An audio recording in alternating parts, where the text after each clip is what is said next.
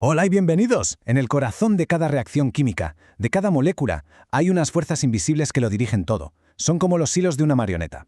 Hoy vamos a tirar de esos hilos. Vamos a descubrir cómo dos efectos electrónicos, el inductivo y el de resonancia, son los verdaderos arquitectos del mundo que nos rodea.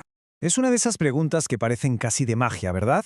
¿Cómo es posible que cambiando un solo átomo en una molécula con cientos de ellos, de repente cambie de color o de ser inerte pase a ser superreactiva? Bueno, pues la respuesta no es magia, es un sutil pero potentísimo juego de tira y afloja de electrones. Y ese es, precisamente, el misterio que vamos a resolver hoy. Vale, aquí está nuestro plan de viaje. Primero pondremos nombre a esas fuerzas.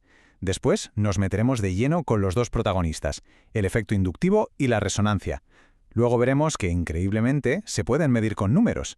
Y al final, la parte más emocionante. Veremos cómo todo esto nos da el poder de predecir la química. Muy bien, vamos al lío. Todo este tema arranca con un concepto clave: los efectos de los sustituyentes. Un sustituyente no es más que un átomo o un grupito de átomos que se coloca en una molécula. Pero ojo, su presencia no es para nada pasiva. Ejerce una influencia, una fuerza electrónica que lo cambia a absolutamente todo.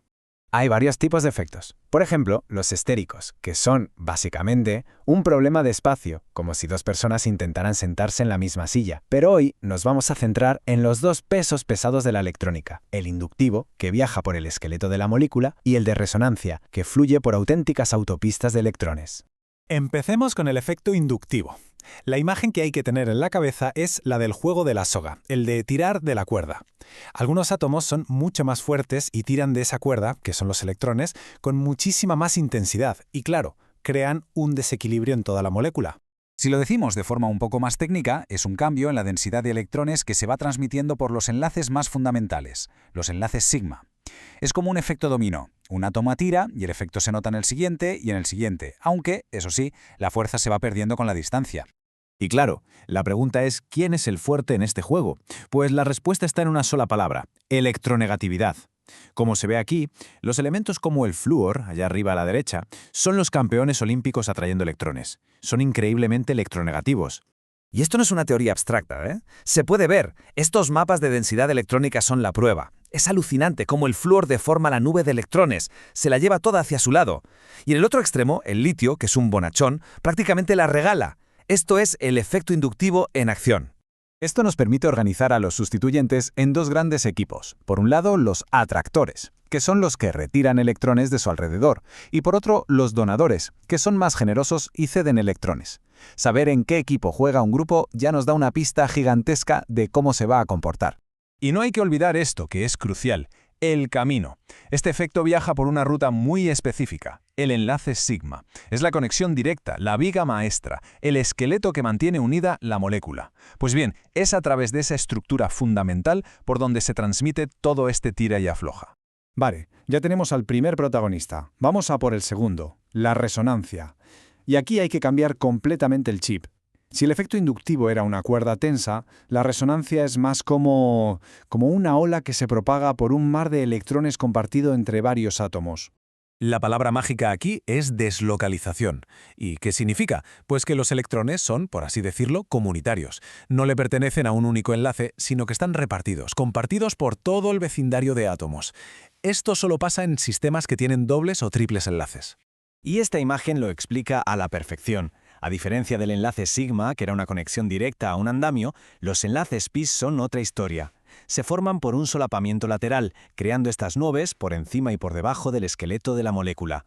Es una auténtica autopista donde los electrones campan a sus anchas. Esa libertad de movimiento es la esencia de la resonancia. Muy bien, ya hemos definido las dos fuerzas. Entendemos las metáforas, pero en ciencia nos encantan los números. La gran pregunta es, ¿se puede medir todo esto? ¿Podemos ponerle un número al poder de un sustituyente? Pues la respuesta es un sí rotundo. Y vaya si cambió las cosas. Y el héroe de esta historia es Louis Hammett. Allá por los años 30, este químico tuvo una idea genial. Se dio cuenta de que, entre la maraña de datos de velocidades de reacción, había un patrón, una música oculta. Vio orden donde los demás solo veían caos. De esa idea nació su famosa ecuación de Hammett, una herramienta elegantísima. Su genialidad es que consigue meter en un solo número, un valor que llamó sigma, toda la información del poder electrónico de un grupo, combinando tanto el efecto inductivo como el de resonancia. Y aquí tenemos la chuleta de los químicos. La idea es súper sencilla de interpretar. El valor sigma es negativo. Significa que el grupo es un donador. Es generoso con sus electrones. El valor es positivo, el grupo es un atractor, un acaparador. Por primera vez se podían comparar peras con manzanas, usando números. Pero claro, la ciencia nunca para quieta. Un tiempo después, la ecuación de Yukawa-Tsuno vino a ser como la versión 2.0. Refinó el modelo de Hammett añadiendo un término extra para esos casos en los que la resonancia era, digamos, la superestrella de la molécula. Un ajuste fino que lo hizo aún más preciso. Y ahora llegamos al meollo de la cuestión, ¿para qué sirve todo esto? Pues sirve para algo que suena a ciencia ficción, para predecir el futuro químico. Para poder mirar una molécula y solo con analizar sus sustituyentes saber cómo va a reaccionar. Pensemos en una reacción como esta, que puede ir por dos caminos distintos. ¿Cuál elige? No es una lotería. Quien manda es el sustituyente X. Si es un donador, la reacción tomará una ruta. Si es un atractor, tomará la otra. Su naturaleza electrónica decide el destino de la reacción. Y esta es la imagen del $1.000.000, la prueba definitiva. Cuando se representa la velocidad de la reacción frente a los valores sigma de Hammett para un montón de sustituyentes distintos, ¡boom!, una línea recta casi perfecta. En ciencia, encontrar una correlación así de limpia es como encontrar oro. Es la confirmación de que la teoría funciona. Porque esta línea recta no es solo bonita, es una mina de información.